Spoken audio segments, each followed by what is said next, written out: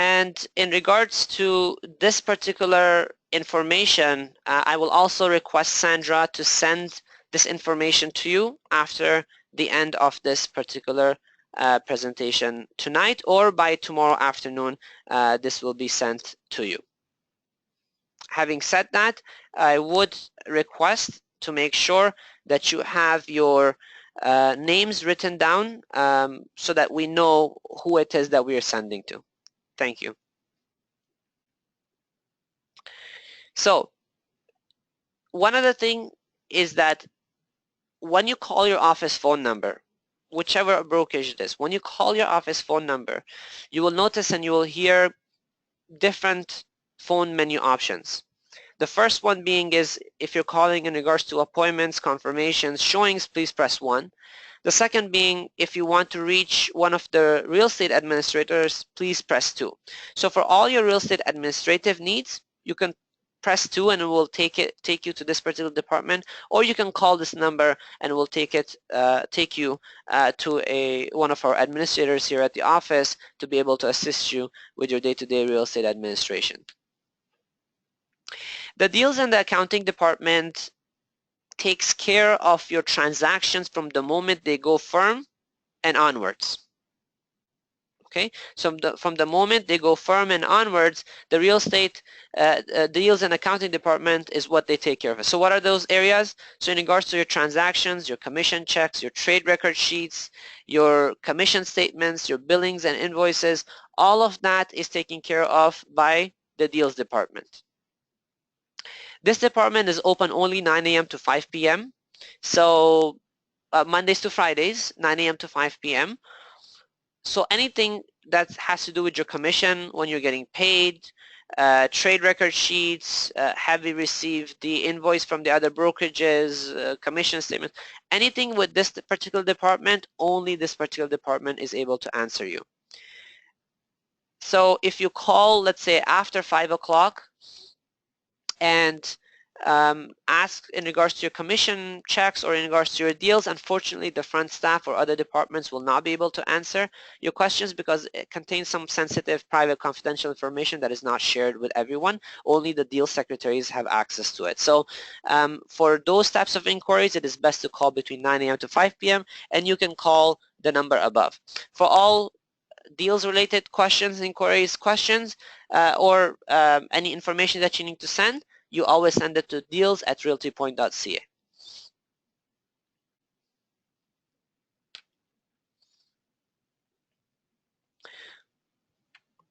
The franchising and onboarding department is probably the department which you have been dealing with the most. So this is the department that has helped you to integrate you into the Realty Point system. So you may have come across Tanya, Eva, or Judy helping you and assisting you accordingly. In regards to your Reco, TREB, paperwork, and follow-ups, they will work with you to help you with your reinstatements and renewals, integration with Realty Point systems. Tomorrow in the future, if you have some kind of Reco, TREB, FINTRAC related concerns, compliance issues, complaints, any type of paperwork, it is probably this department that will be dealing with it with you.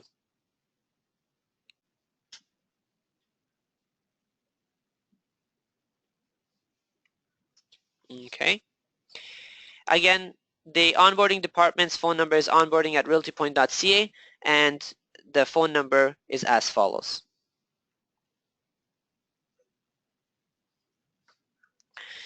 Now, with your real estate support, if you have any real estate related inquiries that you require, such as in regards to rules, regulations, Reco, TREB, FINTRAC related questions, forms, clauses, anything along those lines, if anything on top of the trainings that we provide for you is you need those helps, again, Tariq, Mumtaz, as well as myself are available to answer any of your questions. Feel free to send us an email or give us a phone call, and we'll be happy to assist you accordingly.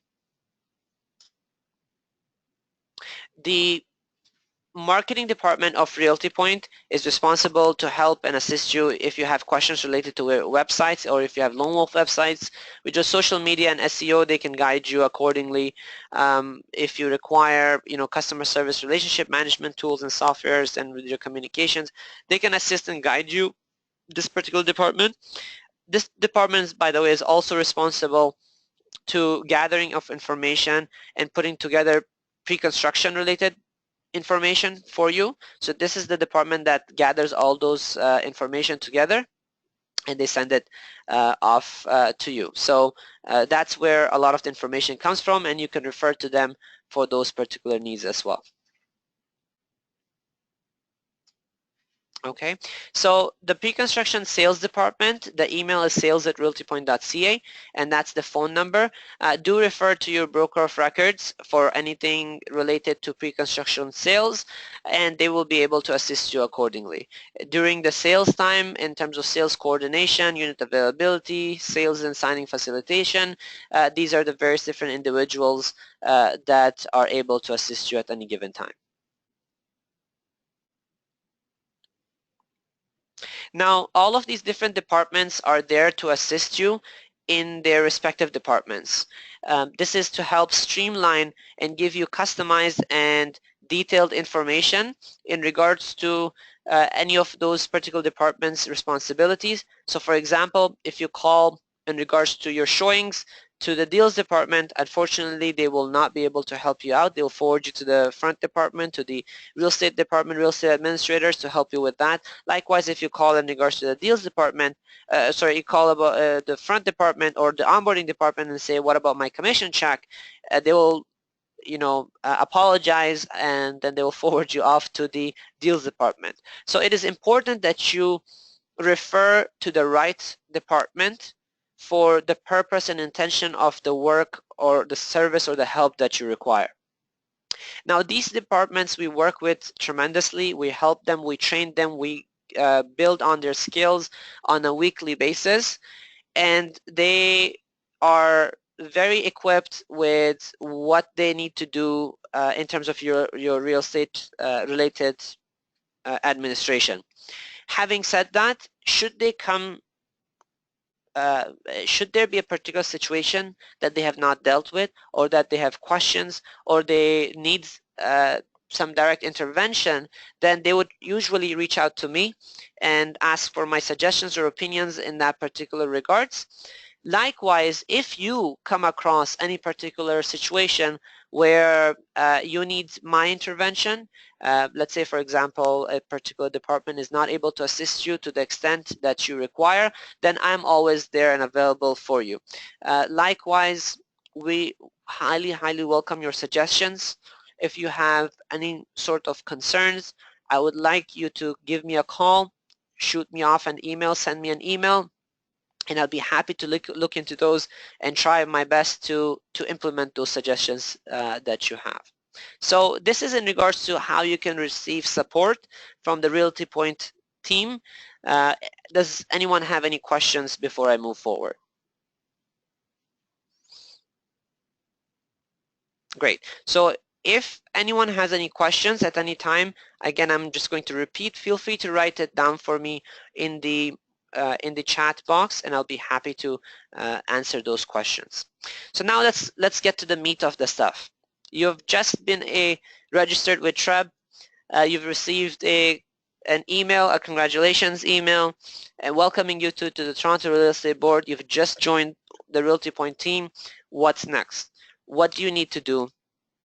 What do you need to do so that you are up and running in real estate?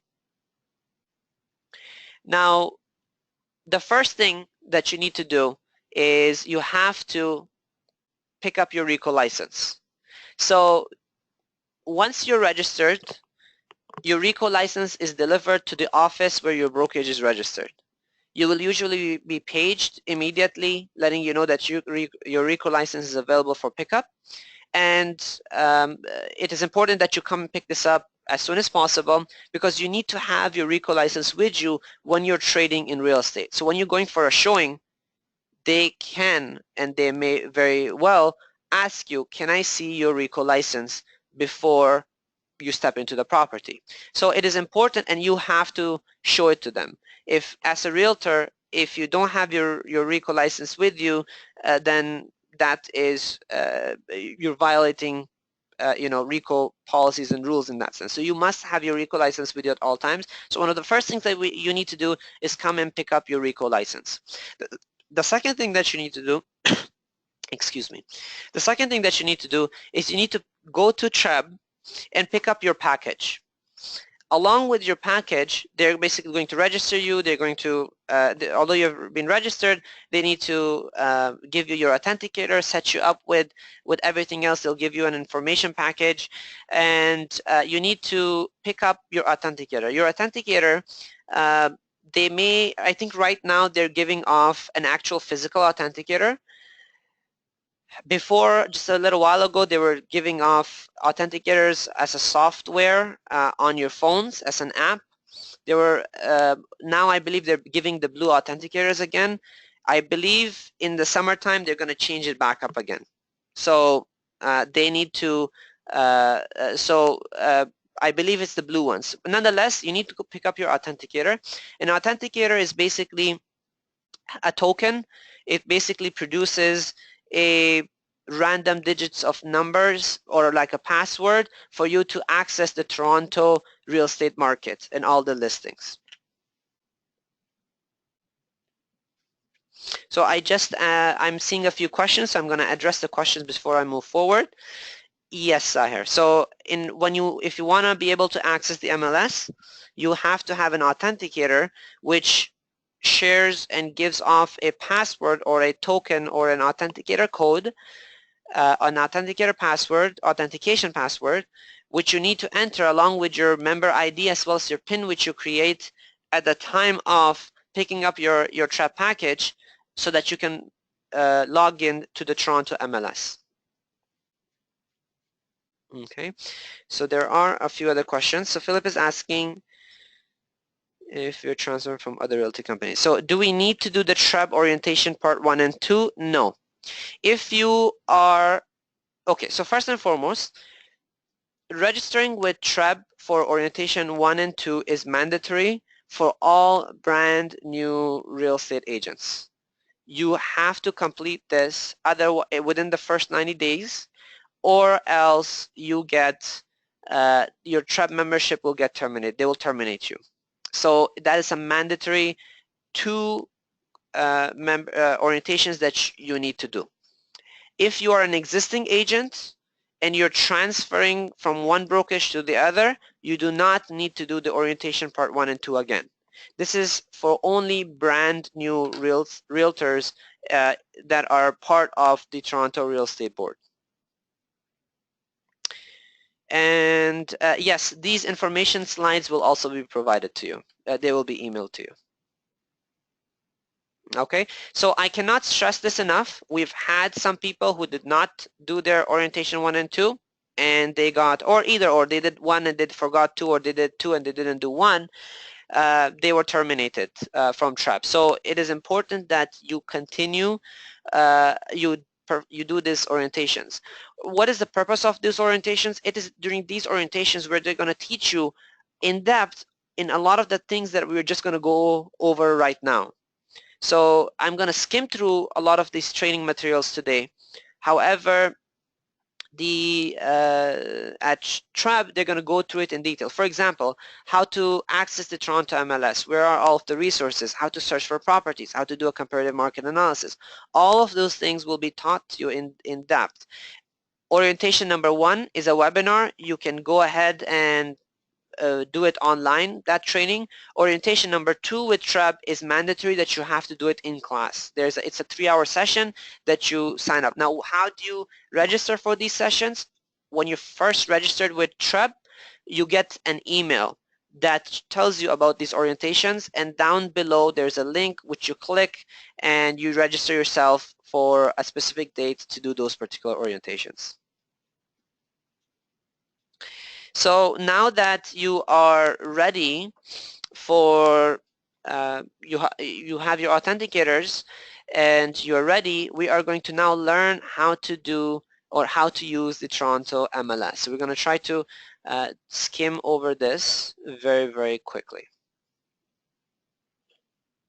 All right, so let me log out so that we can log back in. So to access the Toronto MLS, you need to go to torontomls.net. Okay, over here, your user ID is going to be your TREB membership code. So I'm going to write down this one.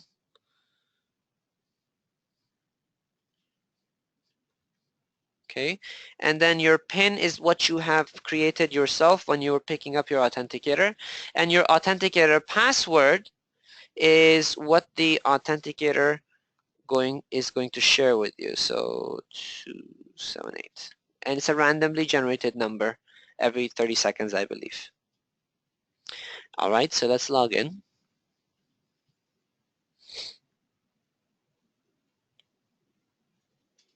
Okay, so this is the home screen for the Toronto MLS. Okay, so one of the first things that we need to do is how do I search for real estate properties? Okay, so to search for properties, you go ahead, up at the top, you click on search properties.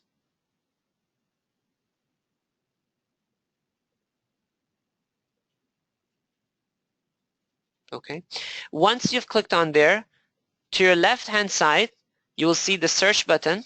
You can click on that. Okay, and then it will share with you some various different searching parameters. Okay, up at the top, there are different tabs that you can use to conduct your searches as well. For example, a map search. You can save some of your searches for future utilizations. There are prospect searches, which you can use. You can set up predefined searches. And if you have the MLS number of the property that you're looking at, you can search for that as well. So let's conduct a new search. I will start off with a map search because I want to get a property, and then we'll try to find that property through a regular search as well. One of the first things that you need to specify when doing a search for a property is you need to specify the different classes for that property. Are you looking for a residential freehold? Are you looking for residential condominiums? Are you looking for commercial property? Are you looking for something that is available in the market, or is it unavailable in the market, or maybe both? Are you looking for a sale or for a lease? Or if you do a lease, it will then give you options for subleases. So in commercial, you can also do subleases, so you can search for subleases if you need, as well as if you're looking for unavailable listings. Okay, it will actually be able to search for you archived listings as well. So you can search for archived listings. So let's conduct a map search. A map search is utilized when, let's say, you're sitting with your client and the client says, I'm looking for properties, let's say around Scarborough Town Center area. I'm looking for a condominium around Scarborough Town Center area. So can you help me find something over there? So that might be a scenario where you can utilize the map search. So let's look for that particular situation. So I would look for a residential condominium. I'll look for something that what's available in the market, and I'm looking for sale. I will go ahead and continue this search.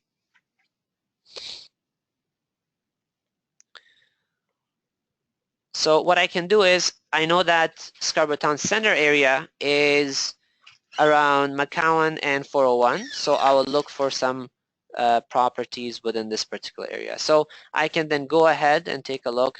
Oh, here's some properties for sale in terms of condominiums. I can quickly look through them in terms of seeing what is available, and I can, if I like something, I can take a look in detail in that particular property. So let's take a look in this. the 2-bedroom with the 2-washroom at 68 Corporate Drive, Unit 1120. Up at the top, you can see the pictures that the person may have uploaded of this particular property. Okay.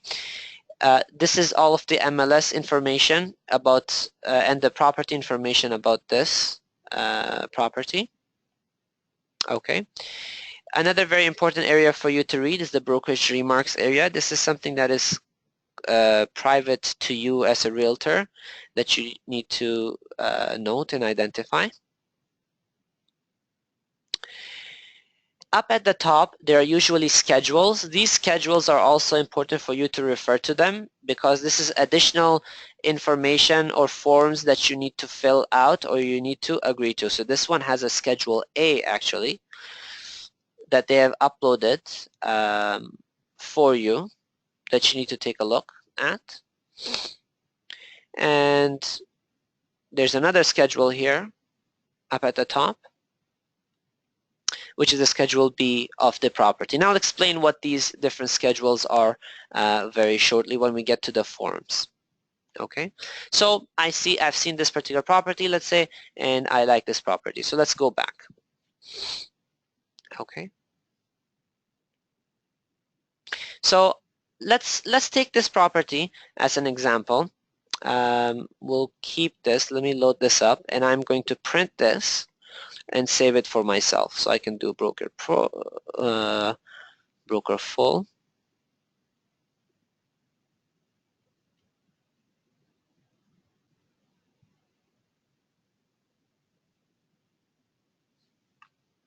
So this is 68 Corporate Drive 1121. Okay, so I'm going to save this particular property. Okay, so now let's go back and conduct a search. So we just went through how to do a search through map. Now, how do you do a standard search? I'm looking for a particular property. So now imagine if your client said, oh, I've seen a property at 68 Corporate Drive. I think it was unit 1121. I'm interested in that. Can you look into it and find me some more information? So how do you go about searching for properties? So let's conduct that search as a standard search. So we're looking for a condo again. So we'll search for condominiums available, and we're looking for sale. You're gonna press continue. And what you will notice is you will notice quite a lot of options over here. Okay. Using these filters is how you can find exactly what you're looking for out there in the real estate market. So there's a lot of filters that are available to you, and you have to be creative and strategic to find exactly what you're looking for. Certain times you know exactly what you want. So in this particular case, we'll take an example of searching for a property at 68 Corporate Drive, unit 1112. However, there might be other instances where you might say, I'm looking for properties within the similar area that is 2-bedroom with 2 washrooms. How much are they selling for? We're actually going to get there, but let's search for this particular property. Let's see if we can find it. So one of the important areas at first is that you need to determine the various different areas within the Toronto market. Okay, so I need to know where the area is within Ontario that I'm trying to search for a property. I need to know what municipality it is and perhaps even what community. So if you notice at the bottom over here, there's a TREB map. There's also TREB maps in the PDF format, but let's take a look at this TREB map. Once you click it, you will notice that it will open up the various different areas within Ontario. You can zoom out.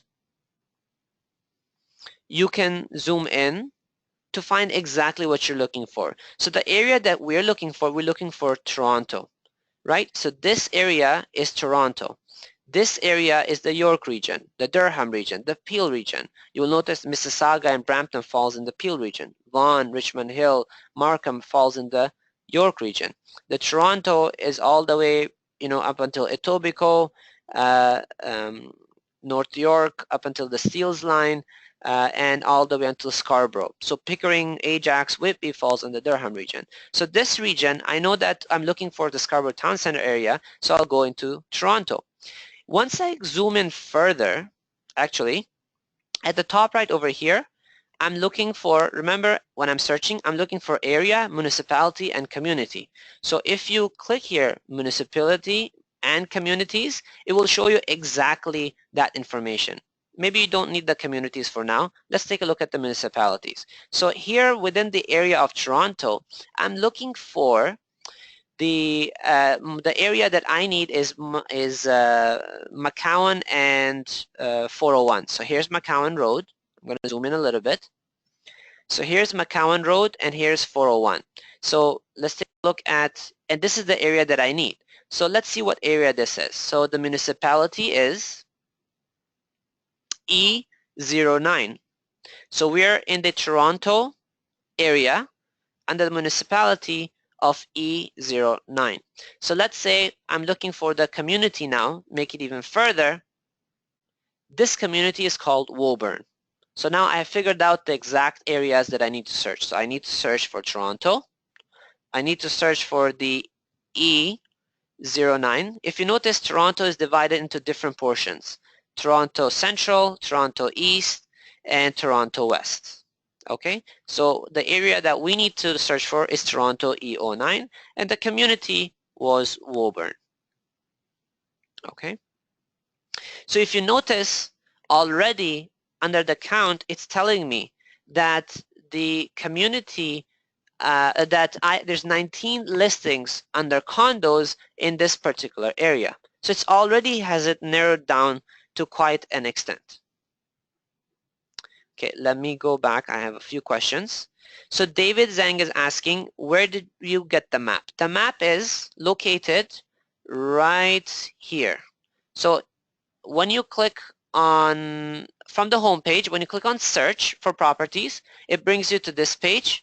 If you scroll all the way down, there's a TREB map. So click on that, it will open it up for you. Okay, David? Bendale. Perfect, great. So again, various different regions, areas. Toronto, when we were talking about it, if you click on municipalities, you'll notice that Toronto is divided into the Eastern municipality, Central, and Western. Okay? So let's go back. So now I'm looking for the property 68 Corporate Drive. So I'm going to search for properties called 68. Its street number starts from the number to the number. Street name starts with corporate. Okay, so as soon as I put this, look, it's already filtered it out that there's two properties that are that there are active listings right now for this particular property. Now I can click on submit and search. I can even narrow it down further. Let's say if I know the unit number, I can put the unit number in. If I want to search using various different other filters, such as maybe the bedrooms, I'm looking for bedrooms, then I can search through bedrooms. To the price you can search. I mean, through every single shape or form you can narrow down and conduct searches here. Anything that's not in here, you can even add custom fields under any particular area, under anything, deal fell through dates, energy certification if there's anything. If there's any easements or restrictions, you can basically search for anything and everything. So let's, without any further ado, let's just continue. Let's just see what it presents us. So you'll notice it's searched for me now two properties, 68 Corporate Drive, and that's the one bedroom with den that was there, and as well as the two bedroom that we searched, 1121, unit 1121. I can click on whichever units that I want to see, right? And I can click on the details, and it will show me those two particular properties. I can click on next. It's going to move on to the next one, and it can move back to different one. So this is how we conduct a simple searching for properties into the using the Toronto MLS. Of course, again, I just briefly touched on it. I'm hoping that you can utilize sort of the search feature aspect of it as much as possible, play around with it so that you can learn it. Without actually going further, I want to emphasize on a few points. What I'm sharing with you today is pretty much going to be what you're going to be using in your real estate on a day-by-day basis.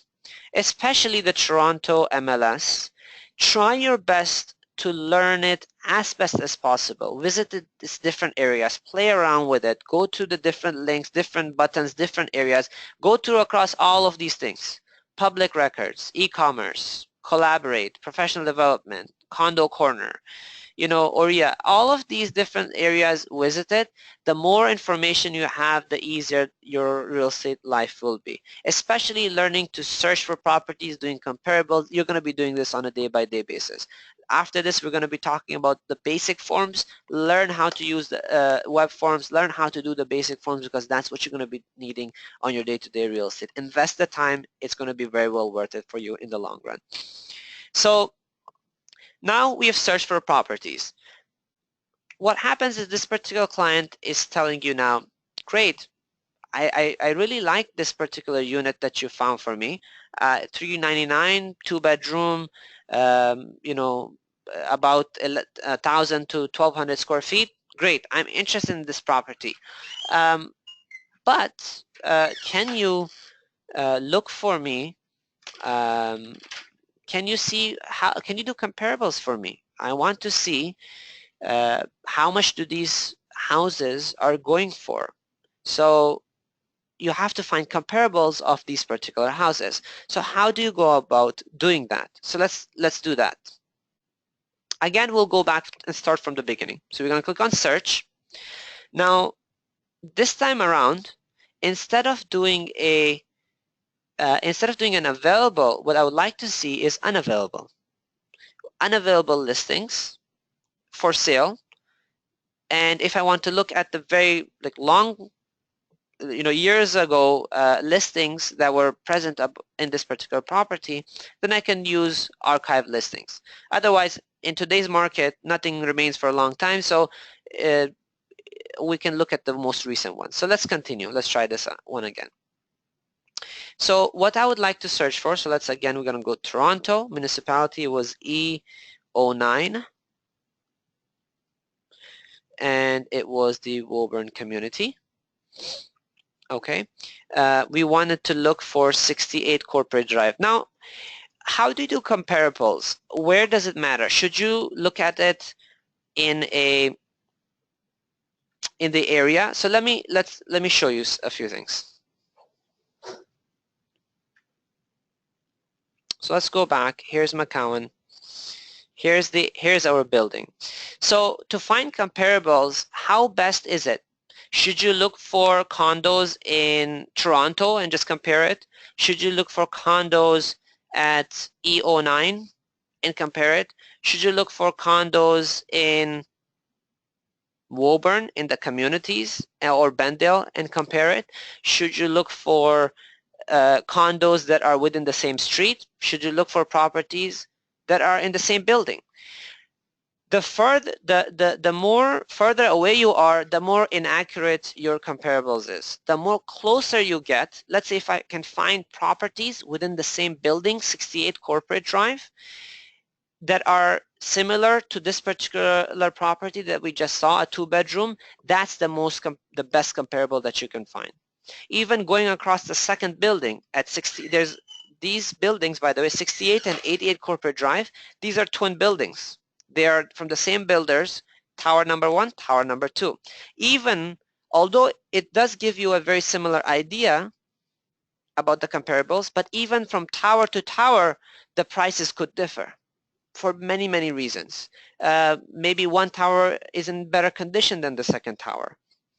Maybe one tower's maintenance fees are higher than the other. So from within the same tower is the most accurate one. So we will try to look for properties within the same tower. So 68 Corporate Drive. Okay, so I want to see, you know, this particular listing that we had. We know that that listing was a 2-bedroom, so I will look for a 2-bedroom in this particular area. So bedrooms, I want to be at least 2, because I don't want to compare it with a single bedroom. It's not an accurate comparison. So let's do a 2-bedroom. I know that also it mentioned on the MLS of the previous listing that we looked at. So let me pull that listing up for you guys so you guys can see as well. It also had that the approximate square footage, it was between 1,000 and 1,200. So that's an important factor as well. So I'll probably search for a reduced discount to look for square footage that is within that range. So it was 1,000 and 1,200. If you notice, I've already narrowed it down. The next thing that I probably want is, I want to know when these properties were sold. In today's market, maybe past 3 months at most, even within the same month is more accurate. Past 3 months, probably not more than that. So let's take a look. So from which date to which date? So I want to know from 3 months before, so March, February, and January. Okay, so from January till now, if you notice, this has reduced to 6. So let's go see what these 6 comparables are, right? I can then sort through the list that has arrived. I can sort it by sold date, contract date, any of these. Prices, how much is sold for. So I'm going to sort it through date because that's the most accurate. So as I can see, within 68 Corporate Drive, a unit that was 2239 was listed at $399 and it sold for $500,000 in the same square footage area. That is a lot. So wow, the prices have jumped quite a lot in today's market. Okay, so a 2-bedroom, $399, it sold for $500,000. This was in March, end of March, March 22nd, sold for $445. March 15 sold for $490. So if you notice, anything in March and onwards, it sold for $450. The cheapest that it sold for was $445. The highest that it sold for was for $502,000. So for $502,000, usually they will take the higher side. So probably this person has listed at $399. If I had to guess, it will sell anything between $450,000 to $500,000, most likely closer to $500,000 in today's market for this particular property. So that's how I can quickly compare. I can also take these comparisons and maybe send it to the client if I wanted to. So I can say properties of interest, send them, put down the client's name. The email address, write a message and send it off to them, and it will show them what those particular comparables are, or you can of course print it and take it for the particular client. Now the next item is, how about if you want to do an actual comparative market analysis? A comparative market analysis is a little bit more holistic than just taking comparables. It presents to the parties what their property is potentially valued. So let's say this particular property that we were just analyzing, our subject property, which is 68 Corporate Drive, Unit 1121. Let's say they asked you, they said, this is my house, I want to sell this. What do you suggest the selling price will be? Or you're going to a listing presentation and you're going to tell them now, how much do you think that this property will sell for? So what you will do is you are going to now to do a comparative market analysis. If you notice at the left here, there's something called CMA, which stands for Comparative Market Analysis. And you can utilize TREB to create your comparative market analysis. So let's say this is a new CMA. Let's say this is for Tom. I'm creating a comparative market analysis. I can then, and I know this is for a condo, it is for this subject property, so I can continue. I can follow step by step and it will create for me a comparative market analysis accordingly. So I can fill out the contact information, or you may already have this contact in your system. You can add their contacts. You can add the subject property. So I can search for this property, 68 Corporate Drive and Unit 1121, and I can add them. I can add information about myself in this particular section here, detailed information. And here is the title page of how that title page is going to look. You can add your picture, you can add your logos, you can add a lot more information here. You can add a cover letter to it. These are standard words that are already created for you. You can just use those, or you can modify them accordingly for yourself. Okay, and comparables. You can search for comparables. If you already have the MLS numbers for the comparables, you can add them here. You can add from listing cart if you have already added them to your listing cart, or you can search for properties again, the exact same way we did the search before. So let's say you're looking for properties that are unavailable, that were for sale, and you can search for using map, or you can do a new search and continue. You can add your properties. You can add any adjustments as you learned in your course number 2 of your RIA courses. You can add any marketing pages, any other attachments you may have, and at the end of it, it is going to produce you a very well packaged comparative market analysis for you. Okay, so it makes your job quite a lot easier, this particular feature. So that's how you do comparative market analysis. Any questions so far before I move on? Again, if you guys have any questions, feel free to write them down into the system. I understand. I know that I'm going through this quite a little bit fast because we have quite a lot of material to cover, and I haven't even started, and we have to finish by 8 o'clock. So I'm going to try to my best to adhere to the timelines that I have listed. Now, the next item on the list is uploading and managing a listing. Let's say now you have gone through, you have your friend who has this property and they want you to list it. And what has happened is that, let's say you have got all the forms signed from them, and you want to add a listing on the Toronto MLS.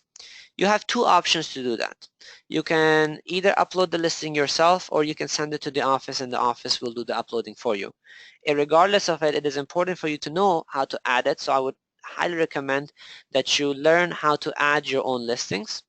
Your broker of records will provide you with full access and the ability to be able to add your own listings into the system and edit them. Of course, pending any particular situations, then they may remove those accessibilities from you, but generally speaking, everyone has access to add their own listings. To add your own listings, at the top left, you will be able to click on Add Edit. Okay. Yep, you can leave. And you can then go ahead and add your listings accordingly. Now, before I even actually continue, I think I want to do something else first. I think I want to go through the forms, various different forms, before we get here. So actually, yeah, let me do that, and I'll come back to this. So let's say now you've gone to the listing presentation, you've shown them the comparables, and they love your idea, and they know that you're the best agent to work with, and now they want to list their house with you. So what are the various different forms that you need in order to be able to list a property? So let me go through those. So you need a listing agreement. You need a MLS data information sheet. You need a showing instructions, your FINTRAC ID, and working with Realtor. So how do you find those particular forms? Where do you start off? So let's go back to the home page. Okay, so this is the home page. When you first log in, you have right at the top right, you'll see something called Web Forms. Okay, so click on Web Forms. This is where you will be able to manage and create all of the forms for yourself, add clauses, fill all of your forms, create offers, create listings, everything for yourself. So one of the first things that I recommend for new realtors to do is to create a new transaction kit, or rather you can create templates, and then using those templates you can use to utilize them by creating a transaction kit every time you have a new listing or a new offer that you want to make. What is a transaction kit? A transaction kit is basically a way for you to group all of the forms together. Uh, it is a way for you to have, add some of the basic information on the forms while other information is pulled automatically from the system. It is a way that you fill, for example, the seller's name, and then in all of the forms the seller's name is filled out, pretty much almost all of the forms. So it helps you to do your forms, offers, and everything else a lot faster rather than printing every single form out and filling all the information in manually. So let's go ahead and let's create a new transaction kit. Okay. So first of all, you need to create a name for this. So let's say I'm going to say that I'm creating this particular transaction for Tom, Tom's property, which was 68 Corporate Drive, Unit 1121. If you have client's email address, you can put that down. If you have an MLS number, you can put that information down. And then you can use either an empty transaction kit if you have a template, or if you have already an existing kit and you can copy that information from there. So let's start off with an empty transaction kit.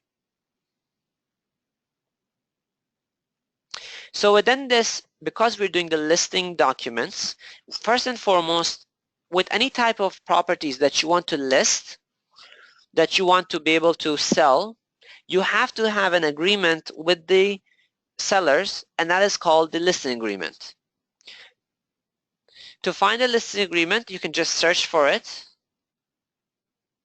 search for listing, and anything that has listing agreement, it will pop up. So we need to do a listing agreement for a condo. So let's try to find a listing agreement, offer to sell for a condo. So these are commercial, listing agreement, commercial, listing agreement, commercial, commercial, landlord representation, authority to offer, authority for sale.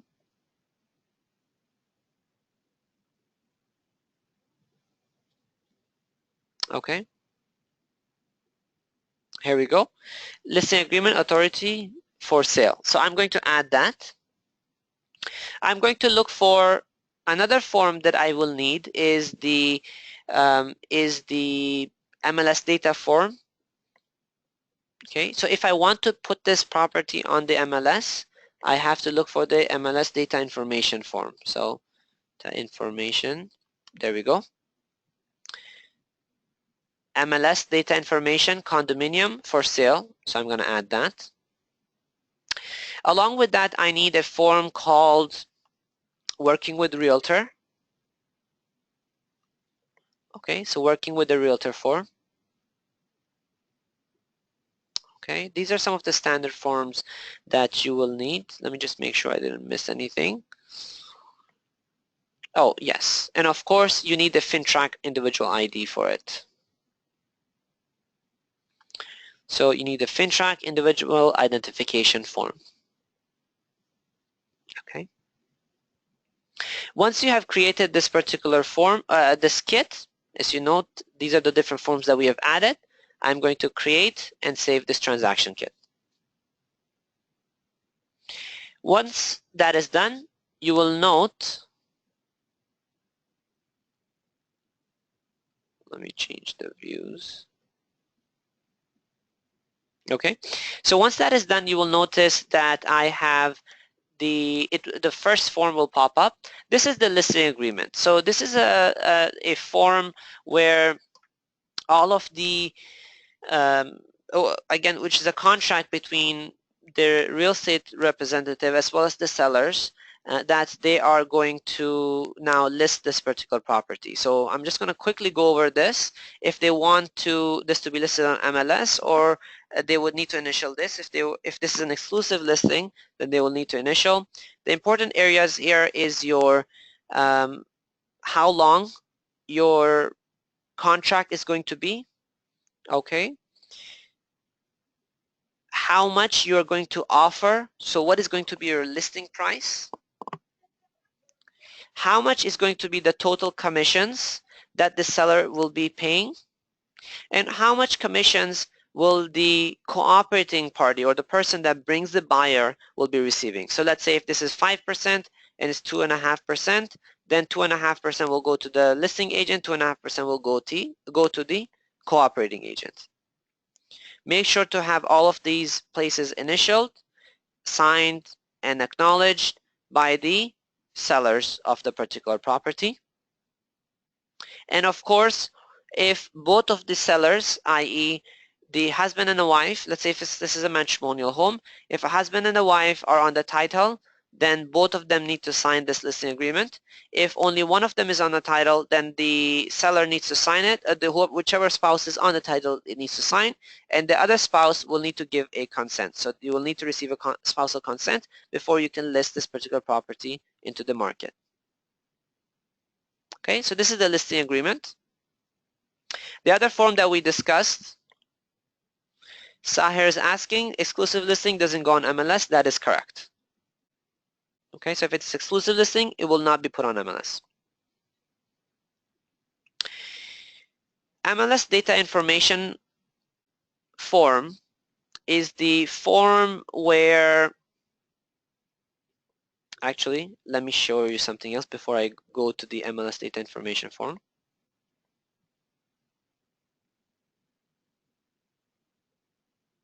Let me go back.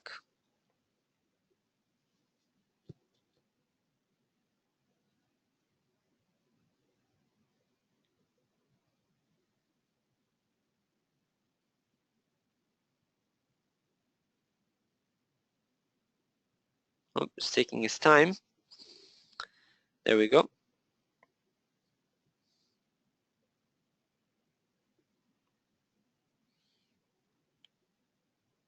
Okay, so let's add something. Let's add the seller's information. Okay, so let's see where it gets copied. So let's say if that seller is Tom Anderson. Okay, and we have listed that. So watch Tom Anderson. Let's see where else it appears. So now that I go on the other forms, anywhere that that requires the seller's information, then that will automatically appear there, and I do not need to enter that information again. Okay, so now MLS data information, what is it? This is basically all the information in regards to a particular property that you are trying to sell, to list, all of the information about it. This is a form which you need to fill out. You can derive a lot of this particular information from previous listings. So you can look up the previous listings for this 68 Corporate Drive Unit 1121. So let's imagine this was a previous listing. So you can derive a lot of the information from here, from the past listings. Of course, then verifying that information with the seller, with the sellers. For example, some information will not change from the previous listing, such as especially the top area, the address, the municipalities, the the zonings, all that information will not change. So, and truth be told, probably the sellers will not know a lot of this information to begin with. So this information you can derive from MLS, as well as you can derive this information from the Geo Warehouse. Okay, there is public records, so you can derive it from public records. Okay.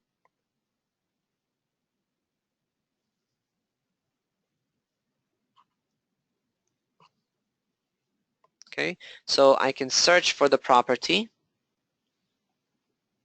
68 Corporate Drive, and property 1121.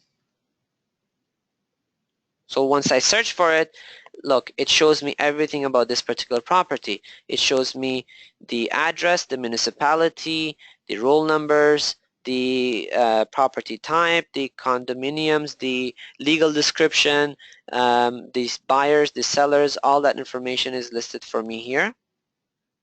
Okay, including if I click on here, if I go to Geo Warehouse, then it will show me further detailed information about this particular property and who the owners of this particular property are as well.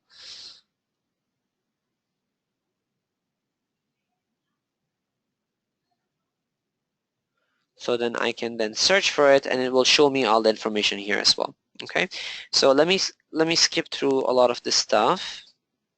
We were here. So these areas that are green, these are mandatory areas. You must fill these areas in. Okay, you cannot. Anything that is not in basically highlighted, you can, if you have the information, you can put it in. If you don't have the information, you don't have to put them in. Okay. See, Tom Anderson, I listed it, I put that in the other form, it automatically appeared here. So it carries information between the different forms. So a lot of this information you can copy from the previous listing. However, you need to verify the specific information regarding this particular property with the seller. So for example, the types, the exteriors, the exposures, a lot of this stuff, again, you can figure out too. So what is the exposure of this property? If you go to the property and you see that when you look out the window, it's looking towards east, then you say, well, the exposure is east. Okay, you don't need to second guess that. But other important information such as, you know, the room informations, the descriptions of them, are they, you know, tiles, are they, you know, laminates, carpets, all that information may have changed from the previous owner, so you need to double check. So all this other information you need to double check with the sellers to make sure that the information is accurate before you before you submit this on the MLS. So now what happens is that this information, this MLS data, unless you have this completed, you cannot list it on MLS. You have to have this completed. And when you have this completed, then the job becomes easy. So let's say, for example, if you wanted the office to upload, not only do you need to submit the listing agreement to the office, but you have to submit the MLS data information sheet along with it so that they can then copy the information into MLS. Okay? While we're on the subject, actually, let's move forward. Working with Realtor form is a form which establishes your relationship with your particular potential clients. So either they can be, it establishes what relationship you have with them. So they're your client, your customer service relationship, and it's a proof that you're working with them. The FINTRAC form is governed by the federal government in regards to money laundering and terrorism. It has nothing to do with TREB or Reco, and it's a separate organization that looks into those particular cases, so they demand this particular information to be filled out. The individual identification information record, basically you keep IDs of your clients and information here. So it asks for what is their ID, what form of ID they have. You fill out all their information, their address and whatnot. And then in the next set of pages, there's 4 pages for this. I'm trying to load this. Okay, to return to the form, make correction or cancel to continue. So let's continue. And so it basically asks you for they don't need to sign off on anything, but it asks for their information as well as what type of identification that you have. You also need to, if this is applicable, if there are third parties involved, you need to fill their information in. Page number 3 of it is a client risk assessment. So you need to assess how risky is your particular client? Are they low risk? Okay, are they medium risk or high risk in regards to money laundering and terrorism? So if you see hints and things like that, and they're telling you things like, oh, can I sell my house? What can I do with like $300,000 that I have? You know, can I do things in cash? If this is, you know, grow house or something, you know, that does not seem appropriate, you need to mark them in accordingly. If they're foreign residents, if they're residents, foreign citizens of um, most volatile, or there's a list of countries that are basically terrorists. They're listed as terrorist countries. For example, on the FINTRAC website, you'll be able to see which those countries are. Then you need to mark them in accordingly. So you need to assess the risk of your potential clients. And number 4 is if it's something to do, if there's business relationships involved in it as well. So that's a form that you need to fill out. So these are the 4 different forms that you have that you must fill for your particular listings that you need to have. Along with this, there's another form called the let me see if I can load that form up. There's another form called the showing instruction sheet. So once you have all of these forms filled out and signed, you need to submit these to the office at office@realtypoint.ca. Again, I will repeat, office@realtypoint.ca as soon as possible. Don't wait long, especially if you're listing this on MLS. You need to submit this within 24 hours or as soon as possible, because as soon as we put this up on MLS or you put this up on MLS, believe me, within 5 minutes, 10 minutes, 15 minutes, we start receiving calls to do showings for this particular property. At the end of the session, hopefully we will have time, I will go through the process of how showings and appointments work so that you're fully aware of it. But we need that showing instruction in as soon as possible, which basically tells us, the office, how do we go about show your property? From what time to what time can we show the property? How do we confirm whether the showing agents can go and see the property? Is it confirmed by sellers? Is it confirmed all? Is it confirmed with the listing agent? Is it confirmed with the tenant? Do we just notify and confirm? Is there a lockbox on the property? What is the lockbox code? Is it go direct? Is it, you know, you will go and meet with them while the showing is happening? You need to determine any special instructions: leave card, turn off lights, lock door, knock first, dog on premises, pet on premises, do not let dog out. Whatever specific instructions that you have, you need to provide that with the office, to the office, so that you may be able to, so that we may be able to go ahead and now show this particular property in the market for you and conduct your showings for you. Okay?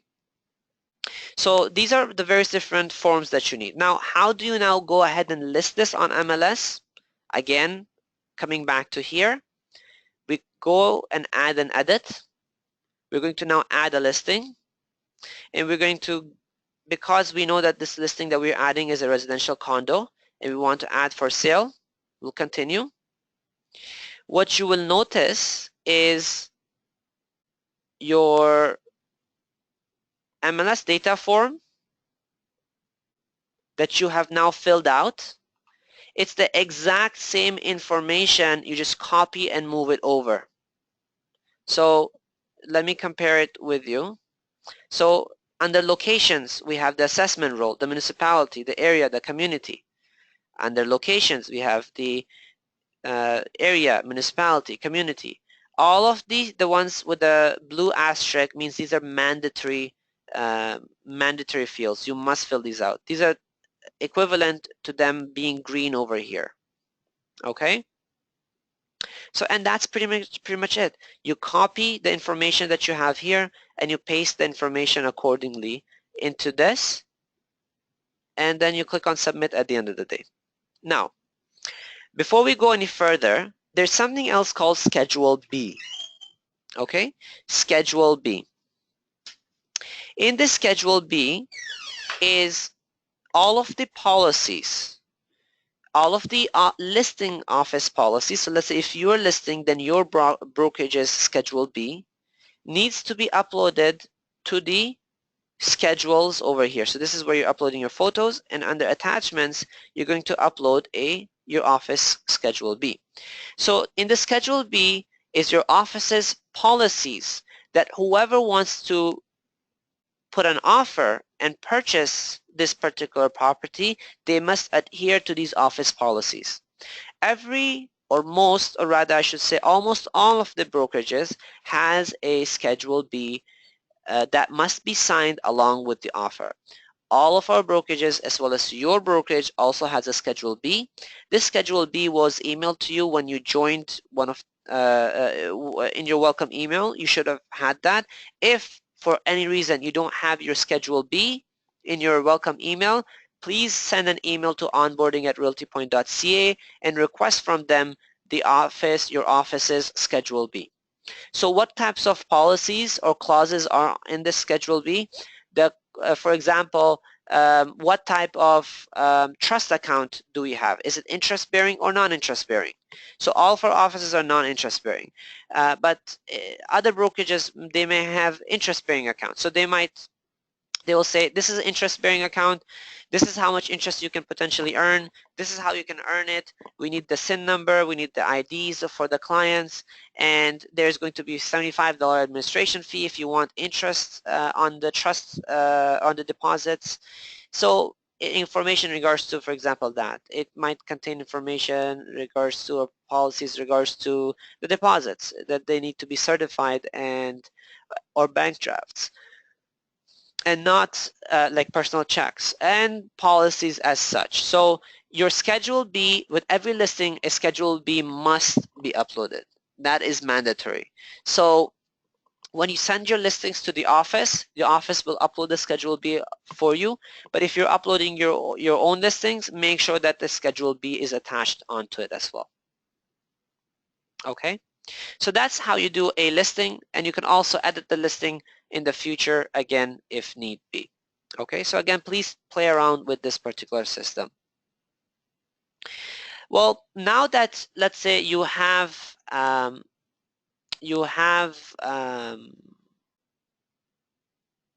put this property in the market, you have now sold this particular property, or rather, let's flip it. Let's say this property is in the market right now, which it is, 68 Corporate Drive, Unit 1121. And let's say you wanted now to put an offer for this particular property. How do you go ahead and put an offer? To put an offer, you need a whole series of other documents. For example, you need an agreement of purchase and sale form. You need a confirmation of cooperation, Form 801, working with Realtor, buyer representation agreement, and so on and so forth. So let me share what those forms are. Much the same way of how you created a transaction kit, you'll create a transaction kit again accordingly. So let's create a new transaction kit. Okay, let's call it offer, and this is for the property 1121 68 Corporate Drive. Okay, now if you have the MLS number of the property, which you do, okay,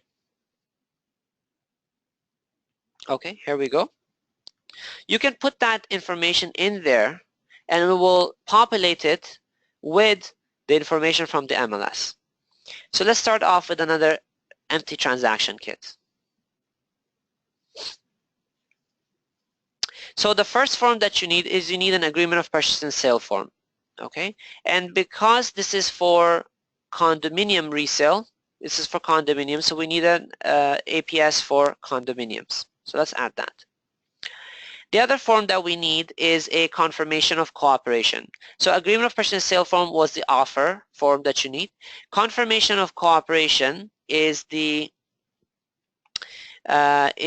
form which basically confirms that the other brokerage will be cooperating with you in terms of giving you commission for bringing in the buyers. You will need Form 801 to submit an offer. Okay.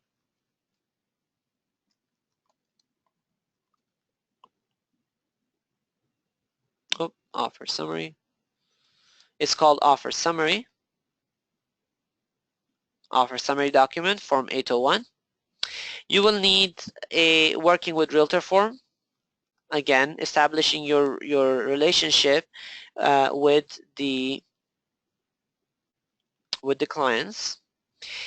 You will need a buyer representation agreement. Okay, this establishes that the buyers are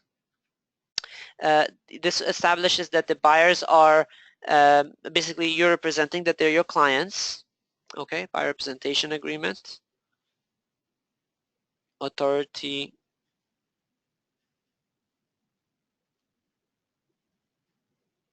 purchase or lease. You will need a okay, let's leave it at this for now. These are all the forms that you need, and then I'll add a few other forms afterwards. So let's create this particular forms. Okay, so one of the first things that I need you to note is that, look here, it filled in a lot of the information from the actual listing. So it filled in the seller's names. It filled in the information on where this particular property is located. So it filled it in with quite a few of the information. For example, it filled it in with the information on it will fill in your information. It also filled in the other parties, the listing brokerage's information. So it fills quite a lot of the information in, and you can utilize because you put in the MLS number. So this is the agreement of purchase and sale.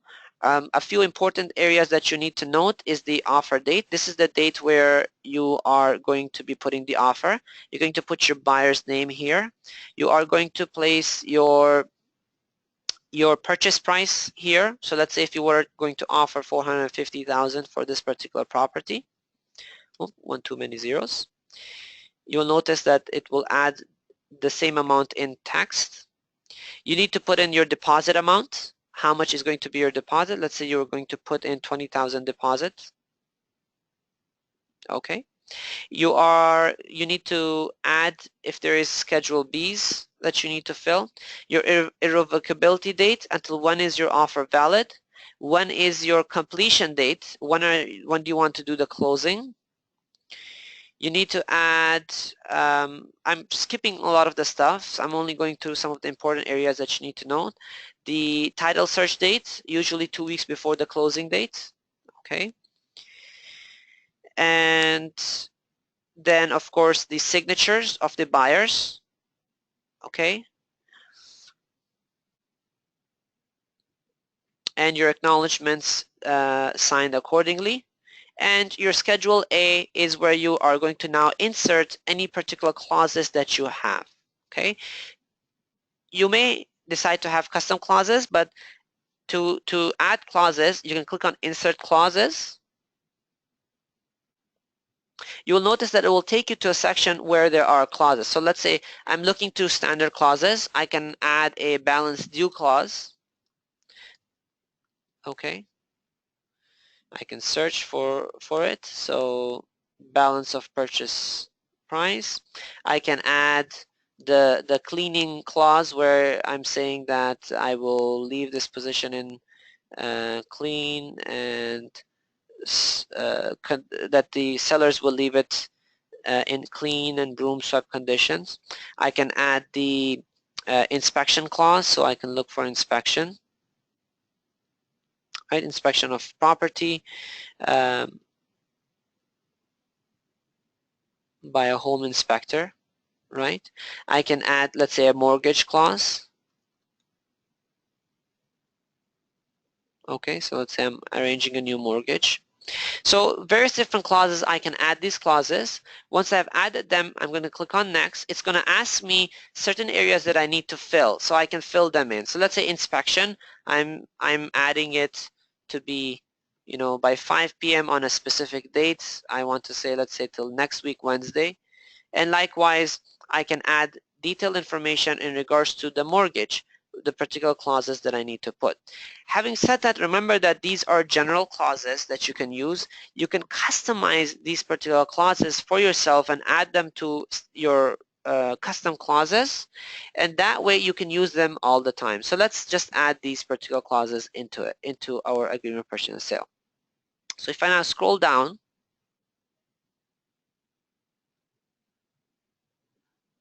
okay, you'll notice that all of those clauses are in there, right? Remember I said 5 p.m. May 3rd. Remember in here I can do I can change stuff. So here I can say this offer is conditional upon buyer arranging at buyer's own expense, not necessarily a new mortgage, but just a mortgage. I don't need a lot of this other extra information. So I can just say a mortgage. Unless the buyer gives notice in writing no later than this particular date, then this offer is. So this is how I can add all of the various different conditions for my particular properties. Okay.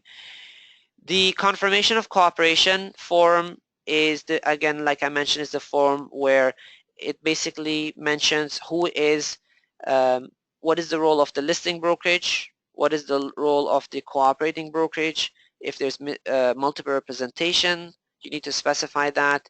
If there is, if you're receiving cooperation, how much is that? So let's say this would be 2.25. Was it 2.25 for this one? So whatever is listed on the MLS, so this was, yeah, 2.25 plus HSD. So you can say 2.25 plus HSD, and then we can move on. Okay, so that's basically the information that needs to go on there. The offer summary document is a document that is mandatory from the office perspective to submit for every one of your offers, as well as to receive for every one of the offers that you're going to receive. It's basically a summary of all of the offers. Who are the buyers that have put in the offer, when was this offer and how was it submitted, at what time was it viewed, when is the revocability. If they counter the offer, likewise they need to fill all this particular information in. The buyer representation agreement, again, is an agreement between you and the buyers, indicating that they have accepted you as their authority to purchase or lease a property for them. It specifies the length. You need to specify the length or duration of this particular agreement between you two, and where they're looking to purchase a property, and this needs to be signed. I highly encourage that you do this form with every single one of your buyers to protect you from loss of commissions and from loss of hard work that you do. Okay. So now these are various different forms that you need in order to put in an offer. Okay. To the brokerage, some of these forms, by the way, the only forms that you need to submit as part of your offer is the agreement of purchase and sale, confirmation of cooperation, offer summary. The working with Realtor, buyer representation agreement, and FINTRAC receipt of funds are all forms that you need to keep for the office. You don't submit it with your offer. Okay, so now what I need is, what we need to do is, if you guys can give me 1 second.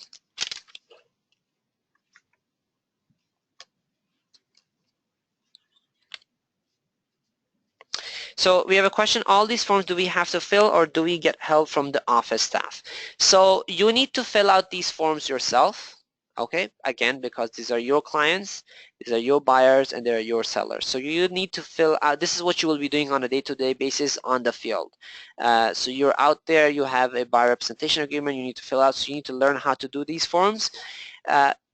Whether the office, for example, does it or whether you do it, at the end of the day, you're the realtor and you are going to be responsible for these forms. If something is, let's say even an office did something for you, you are the sole person taking responsibility. So it is important that you learn how to do these particular forms. But do you fill these forms out or do the office? It's pretty much almost all of the times it will be yourself. So putting an offer, you will fill out these forms. Now, once you fill out those forms and you have questions and you have hesitations and you need, do I need to check mark this? Do I need to fill this out? This clause do I need to put in? Of course, you can reach out to the office and the office will be able to assist you and help you with sharing those particular suggestions with you. Okay. Now, if you notice, I've gone through these various different forms very, very quickly. I have skimmed through them. Now, we are going to have different training sessions on all of these various different forms in the next weeks and upcoming months. be on the lookouts for additional trainings. So for example, we are going to have a training on doing offers in detail. So this buyer representation agreement, this confirmation of cooperation, and the agreement of purchase and sale, we're going to go through it in detail. So we will have on that. We will have a training session on how to do listings, the listing papers, the MLS data form, where to get all the information for it. We're going to do a session on those as well. We're going to do sessions on web forms and clauses, how to do comparative market analysis. All of these are different training sessions that are going to be very detailed. You can always attend those to learn more. Having said that, I want to show you something else, okay? On MLS, if you notice at the top right, there's a help section. If you click on it, it contains all the information that you need to know. Everything that I just mentioned, that I just talked about, is listed in here.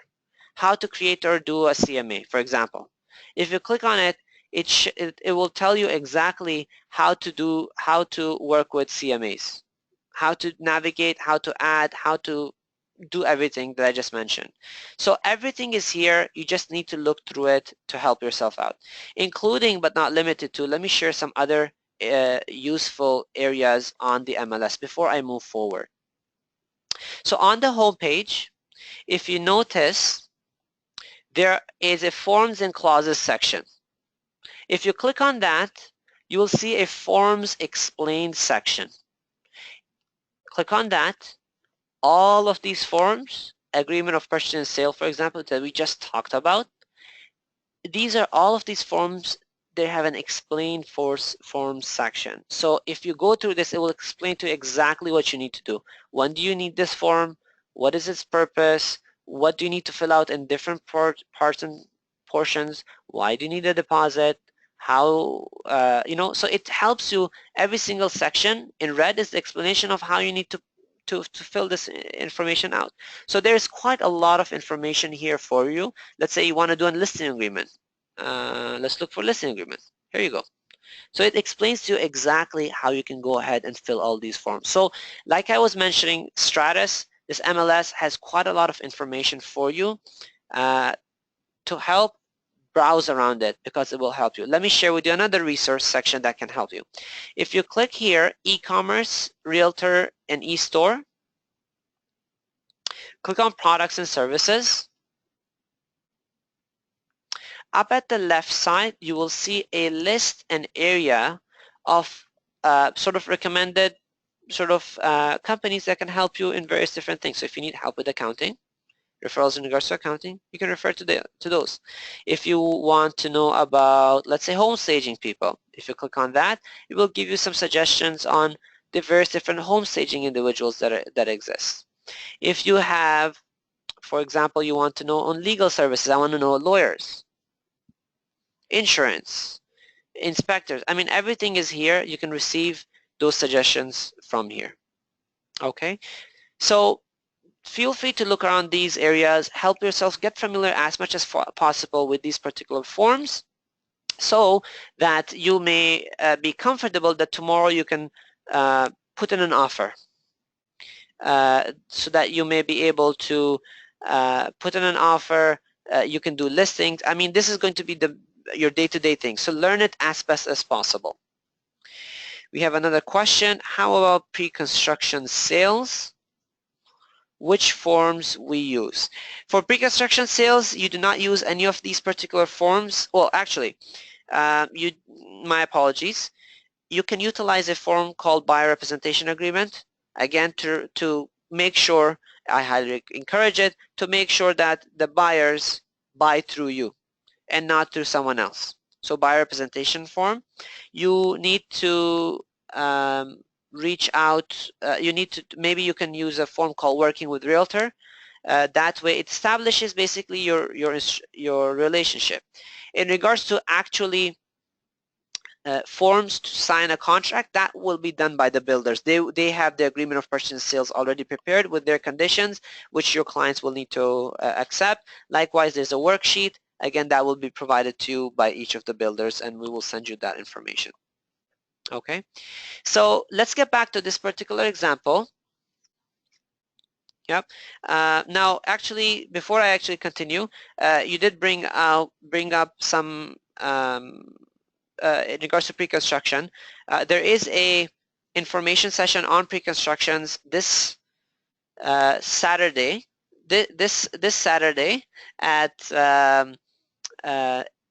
11 o'clock in North York. There's a builder coming for Mississauga Square Residences, so I highly encourage you guys to register and attend for that, as well as we'll utilize that session to talk about pre-constructions and how those sales will be conducted. So we will, that's something that you can look forward to. On Friday, this coming Friday, which is 2 days from now, at 6:30 p.m. we have a specific seminar on how to do commercial sales, commercial transactions, and this will be conducted by Tosin, who specializes in commercial sales and commercial leases, and I highly, he's very knowledgeable. I highly encourage you guys to attend that so you can learn about commercial sales. So these are some heads up of trainings that we have, for example, on this coming Friday and Saturday. So hopefully you guys can register those sessions at that particular time. Okay. So before we move forward, now let's get back to this particular transaction, this offer that we were putting. So let's say we put this offer in, and now what happens is that we put in conditions, remember. So we need to submit waivers, or we need to submit notice of fulfillments accordingly. To do that, if you notice here, let's say this was our offer one. If you click on it, you can add or remove forms to it. So now we can add a form called, let's say, a waiver form to waive any specific conditions into the system, and we can fill that information out now. So let's say if I were to continue, I can then go to the waiver form.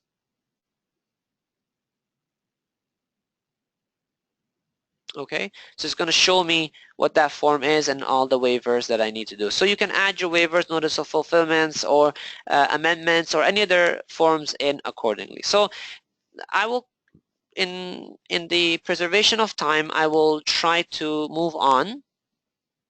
There is a few other things that I want to go over. So this is basically all of the transaction documents that you need. So we went over the listing documents, we went over the transaction documents, we went over how to do searching on MLS, how to do comparables, and how to access the forms on web forms. So the last couple of things that I want to address are actually the how your showings are going to occur. How does that work? It is important that you note. So first and foremost, these forms that you have, it is very, very, very, very, very, I cannot emphasize this particular fact enough times. It is very important that you submit your forms to the office as soon as possible. Meaning, your agreement, listing agreement, your agreement of purchase and sales, your accepted offers are due within 24 hours of when they have been accepted or signed. Within 24 hours, they're due. You must submit it to the office. Don't wait for a long time.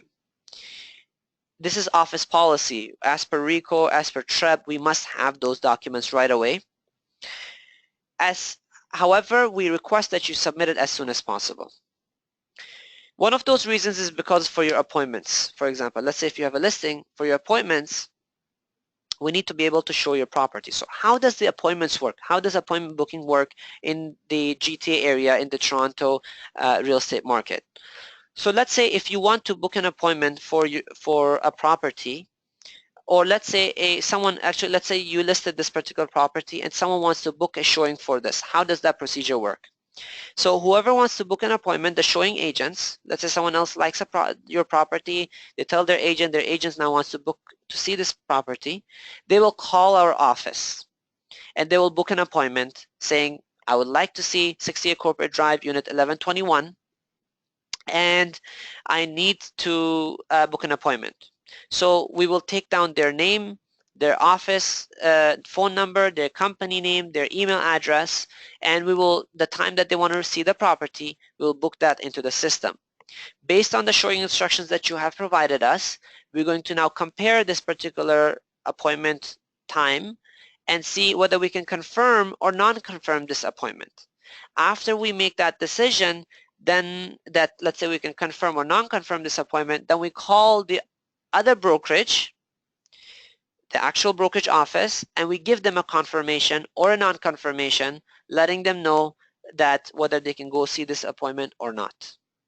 Likewise, when you book an appointment with another brokerage to go show a property that is listed with another brokerage for your clients, you want to show them that property, you call their office, you book an appointment, they then call our office to figure out whether, to let us know whether you can see the property or not, and then we will page you that particular information.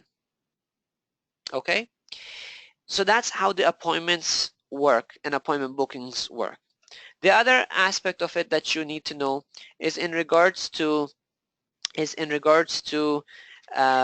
registering offers. Registering offers is something very important that you need to know. Whether you're registering an offer for another property, you're submitting an offer for another property, or whether you're getting offers for your property.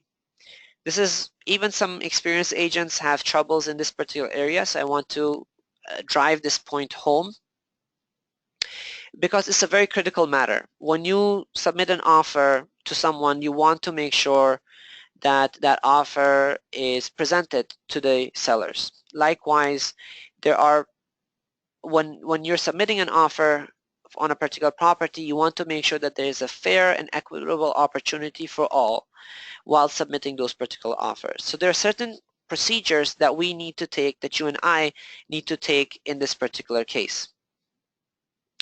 So let's say registering an offer, how does that work? To register an offer, let's say you have a property listed and someone wants to register an offer. The way the procedure and the ethics of registering an offer, or the etiquette of registering an offer, is that the other party, the other the showing agent will call our office, your office, and they will say, I have an offer that I would like to register on 68 Corporate Drive, Unit 1121. Our staff then take the sales representative's name, company name, as well as their phone number, and they're now going to page you with that information for you to touch base with this particular agent. It becomes your responsibility, remember that, to connect with this particular agent and make sure to collect their offers from them.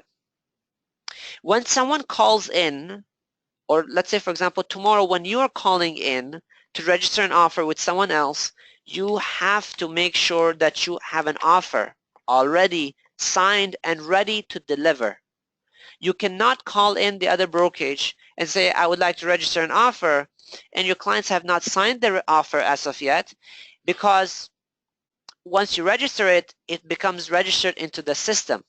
That means you must submit an offer. It cannot be that your clients then change their mind and say, oh, you know what, actually, never mind, I don't want to submit an offer. No, you cannot do that.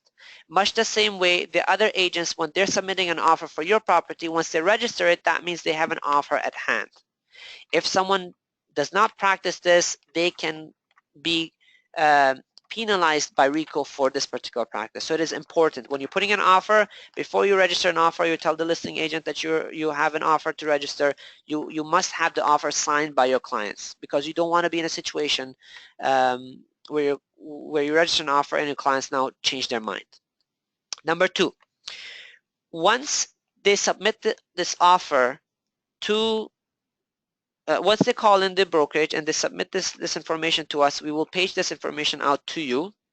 You have to now collect the offer for your information. Then what we need to do, what we do as the office, they update the information in your showings for this particular property that there is one registered offer on this property on this particular date. Now, Any other callers henceforward that wants to see your property that will call, say, I would like to book a showing for 68 Corporate Drive. Our staff, before they book an appointment, will notify them that there is an offer registered on this property because they must be aware of this particular policy. Okay, that there is an offer registered on this property. Likewise, offer number 2, 3, 4, we notify them that there's 3 offers registered, 4 offers registered, so on and so forth. If, for example, the showing agent does not call the office directly, i.e. we did not page you to register to tell you of this offer, and the showing agent calls you as the listing agent directly to register that offer and submits you the offer, and the office is not aware of it, it is your responsibility to notify the office, again at office@realtypoint.ca, that there's an offer that's registered on my property. Why? Again, because we need to update your listing to mark that there's an offer, there's a second offer, there's a third offer in your property. Because remember, if there, let's say we don't say that there's offers registered, but you have a registered offer. Now this other person that wants to now submit an offer, they're going to think that there's no offer registered, so their offer price will be different. So it was not ethical for them. They might change their offer if they have the knowledge that there are other offers on this property. So it is important that you let the staff know that there's an offer registered on this particular property if the offer comes through you. When, let's say for example, you have in your listing, you have put down that there is going to be offer presentation on this particular day, on so on date. Let's say you say offer presentation on Friday in the evening.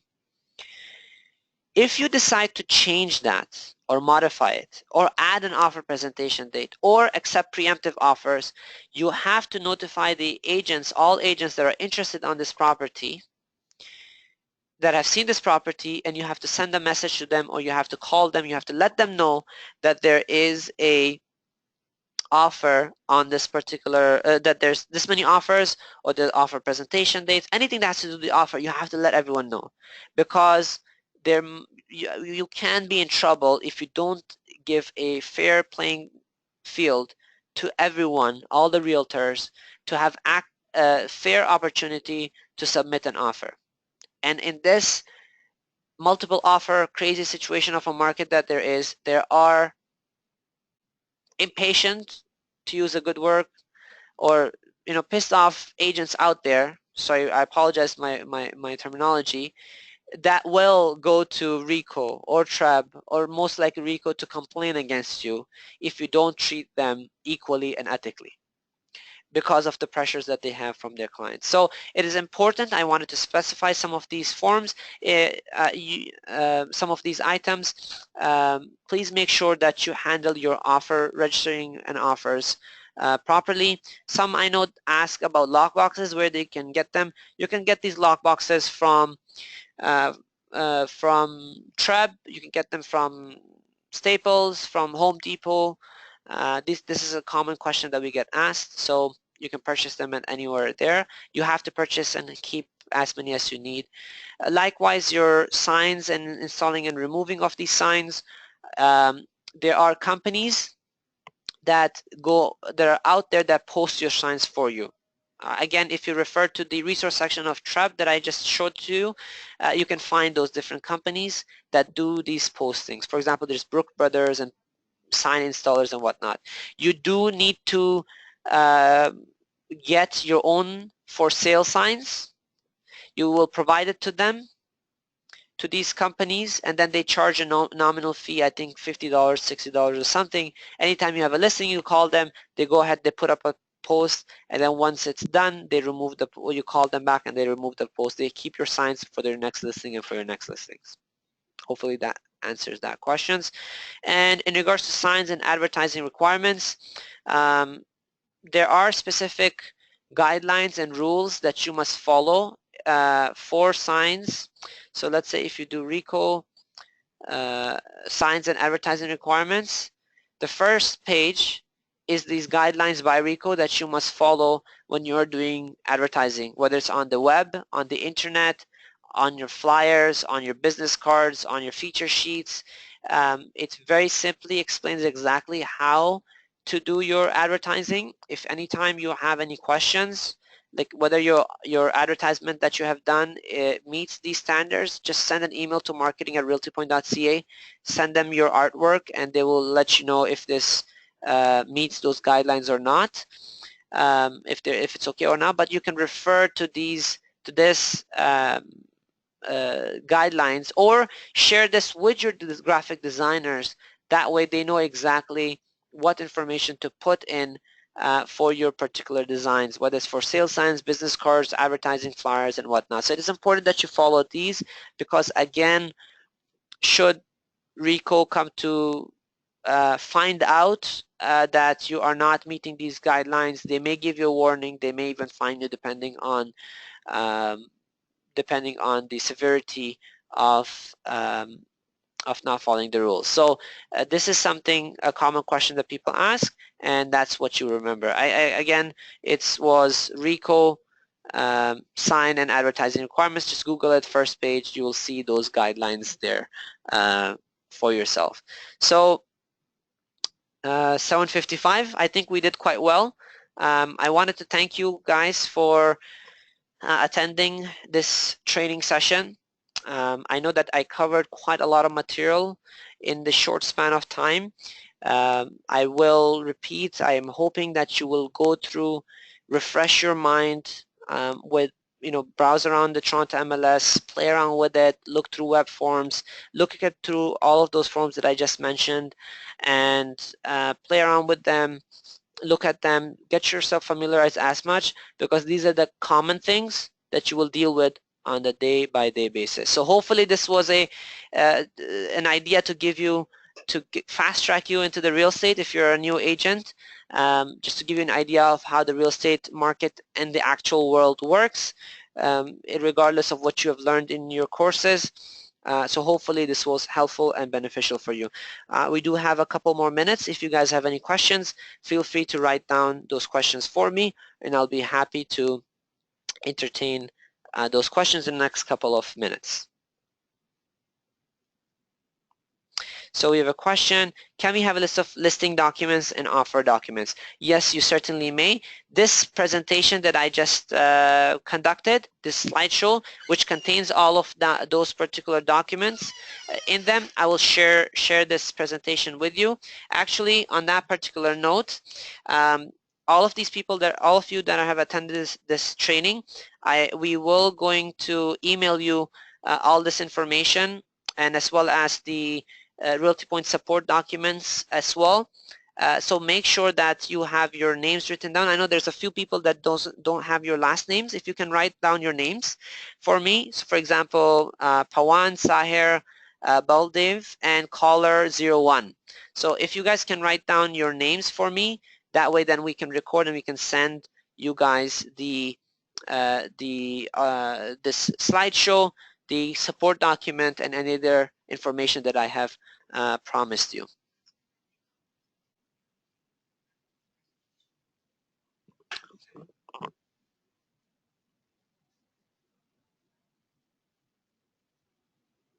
Okay. Sorry, where to write the name? You can write it in the chat box. Thank you. Okay.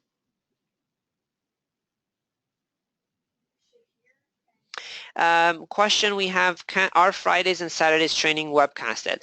The Friday session is, okay, so the Friday session, which is going to be the commercial, you can come either in person for that session, or you can view it through webinar. It will be both.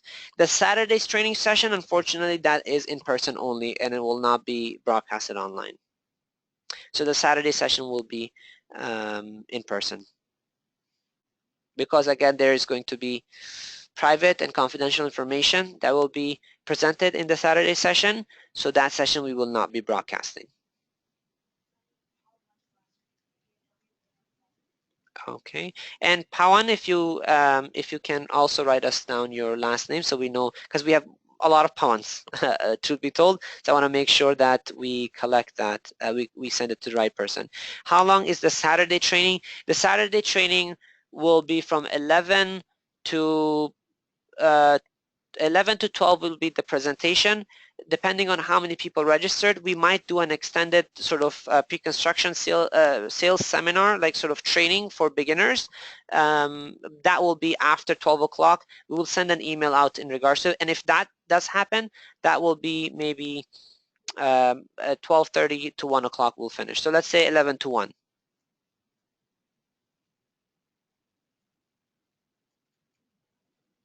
Where on Lone Wolf do we register for the Saturday session? On Lone Wolf, on your Wolf Connect, in the event section, there should be a seminar for the Mississauga Square Residence session, which you can register for. The registrations can be conducted. Okay, so the registration can be conducted in two places. One, you can either register at using your Wolf Connect module. If you can log in under the events training section, you can register for those specific section, or you can register by sending an email to sandy.realtypoint@gmail.com. I'm going to write that email address down for you guys as well, in case if you guys don't have it. So there we go. It's sandy.realtypoint@gmail.com, and that way then we can you can just submit an email, say register me for the Saturday, register me for the Friday, and we will register you in accordingly.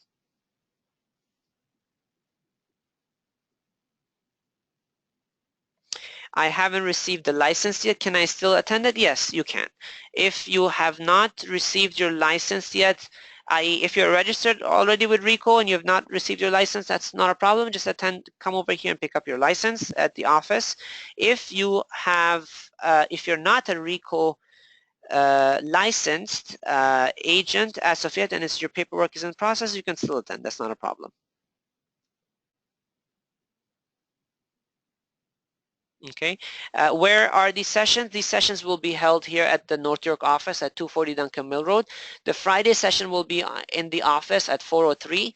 The Saturday session will be on the 6th floor in the training room.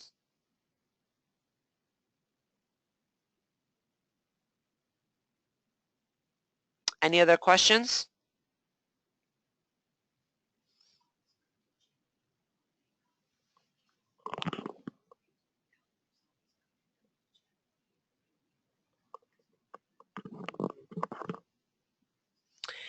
No, unfortunately, these sessions are not held in the Mississauga as of yet. We may hold physical sessions in Mississauga in the near future, but not at the moment.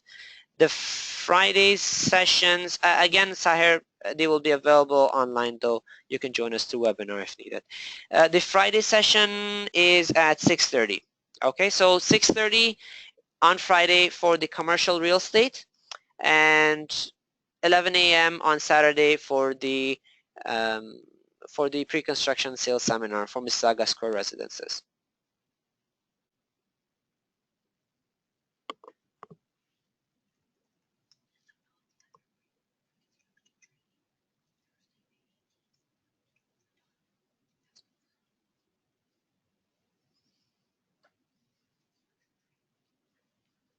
We will also have another pre-construction sales training, again for basics. This will be in May, though, on Thursday, May 18th from 11 to 12. This session will be conducted by Tanya and myself as well. Again, but that's down the line, and in a couple weeks from now, you can always attend that. Again, all of these trainings, by the way, you're in the next week or so, you're going to be receiving a calendar with all these training dates and everything else as well for May, which you can utilize for yourself. Do we get any websites for us? Unfortunately, for websites, you have to opt in yourself. We have a marketing team that can help you with that if you need their assistance. Of course, they charge for additional services, such as making your website running or managing your website if you require. There is a Wolf Connect website. It costs, I believe, $50 per month, which you can opt in, but that's a do-it-yourself website. It's simple enough. You can always look into that and use that as your marketing platform. Okay. It is 8:05. I want to thank everyone for staying and being patient and staying with us for a couple minutes extra. Thank you very much for everything. If there's no other further questions, I would like to end the session today. I wish you guys all the best of luck in your real estate careers. If you guys need any help with anything else, just feel free to give us a call. Send me an email, mahmood@realtypoint.ca, or give me a call on my direct number, and I'll be happy to assist you and guide you accordingly. Thank you very much, guys, and have a good, wonderful evening.